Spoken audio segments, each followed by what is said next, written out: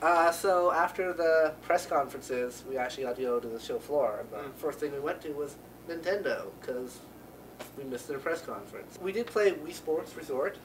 Well, you did. I played it. I played Frisbee, because I guess I completely screwed that one up, because there seemed to be a lot more interesting things than Frisbee. But I did play Frisbee because I thought it was a good way to test the Wii Motion Plus, which is supposed to give you one-to-one motion. Yeah. And so I was able to like smack myself in the back of the head, which was pretty good. Yeah, something they promised last year's E3. Yeah, that's something that they promised when the Wii first came out. Oh yeah, forgot about that. Speaking of which, we also got to play Red Steel 2, which came out at the launch of... Red Steel 1 came out at the launch of Wii. the Wii. And that game was jacked. Red Steel 1. It did not work good. So Red Steel 2 hopes to kind of fix that, in a way. Yeah. From what I saw, it does take advantage of the Wii Motion Plus. Maybe not in the way that everyone would want it to. Motion controls maybe a little bit more sensitive, but not that appealing. It doesn't really use the one-to-one the way that you want to. Like, you can go into like a parry mode, which means that you stand still and just do this, and make your sword kind of do the same actions that you do, but you kind of want to attack that way. It's just for blocking, which I find weird. Not much to say about Microsoft. We did get to talk to a couple people. A lot of representatives from Canada, the live representative. We saw a lot of new stuff for Xbox Live coming out of the press conference. Last FM, Facebook, that kind of stuff. But as we've known from the other press conferences, not all that stuff reaches Canada. And can you tell us a little bit about what will reach Canada, what doesn't? Absolutely. No, you hit on a really important part of our briefing and our holiday story, which is entertainment. The Xbox 360 brings you the best games, the best in entertainment, and we even made some announcements in social networking that you referenced there. Everything will be coming to Canada. I'll run it down for you. In the fall, we will expand on Video Marketplace. We'll rebrand it Zoom. With that comes movies and TV to Canada. The movies, they're coming in 1080p instant on. No disc, no download, no delay. Press of a button, you're getting 1080p coming down. We also announced a partnership with Facebook and Twitter. Those are both coming to Canada this fall. Facebook with Facebook Connect is going to be really cool. You're going to be able to capture that gaming moment with a click of a button and throw it up to your Facebook so your friends can see what's going on. We were told that all that stuff would come to Canada, the stuff that was announced at the press conference, and I hope they're telling the truth. I kind of get the feeling that all the video stuff isn't going to...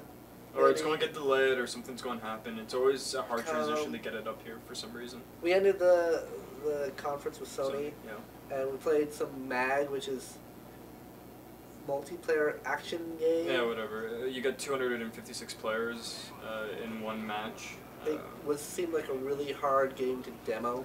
I really, like they said that there was 256 players in that match, but it didn't feel like it. It didn't feel like it, and I guess it would feel different if you were a coordinated team, like it expects you to be. Yeah. But I don't know if you played online games before. It's really hard to coordinate people. It's like herding cats. What else did we see? We saw Ruse. We didn't really play any of it because I don't think I could grasp it right away. Yeah, well, like it was kind of cool. Like it's an RTS. Setting was in World War II. Ruse is around three main things. First of all, dimension, because we want to have gigantic battlefields. For us, it was really key to make right strategies because you need to play with the environment. You need to plan some stratagems. It's also about deception because all war is deception. If you have read some books like Art of War, everything is around deception stories, make-believe things, hide things, stealing informations. And finally, our last point was about death and accessibility. Actually, we wanted to make something very easy to get into, but not at the expense of death. So yeah, that seemed pretty cool. Yeah, and what I like about it, I don't know if I have it in the video, I forgot, but you can play it on like a display screen, which is touch screen display screen. You can lie down and you can play like that. But you like you really be able to afford that. But you have it on your yacht. It looks fucking cool. It looked pretty cool. Next thing, Left 4 Dead, Valve. Yeah, we got to play it. Left 4 Dead 2. That was like huge surprise, being like, yeah, it's coming out. And I think that was the biggest surprise. Oh, fuck. Yeah. Left 4 Dead. Well, Except for Final Fantasy 14, but then once they announced it was online, it was a disappointment. So yes, Left 4 Dead 2 was the biggest surprise, and we got an interview with Chet, who was one of the writers. Yep. And that looked pretty cool. We're here at Valve with Chet, who's a writer on Left 4 Dead. Hi, Chet. Hello. So my very, very first question, we're talking about Left 4 Dead 2. So my first question about Left 4 Dead 2 is, how many zombies are safe from Chicago Ted? None. No zombies are still safe from Chicago Ted. Very good. Well, the interview, it's kind of dark, so hopefully you guys can see him.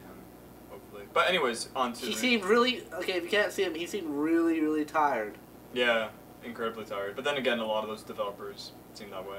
Can you tell us a little bit about what is technically different from Left 4 Dead 1, Left 4 Dead 2? It's only been like about a year or so.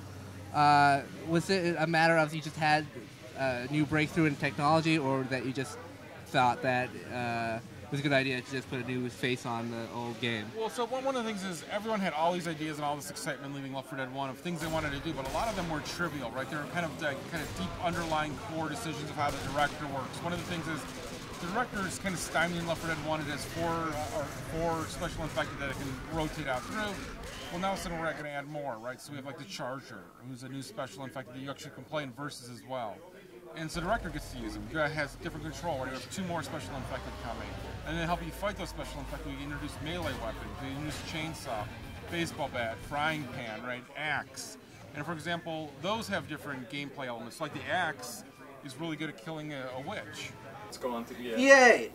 Easily was one of the most impressive. Best move, yeah. They had the Suicide Girls there. Impressed a lot of people. Let's talk about some BioWare stuff first. Yeah, we'll talk about BioWare, I guess. Everybody knows I'm a fanboy, and if you don't know that, you know that now. But I'm a fanboy for good reasons.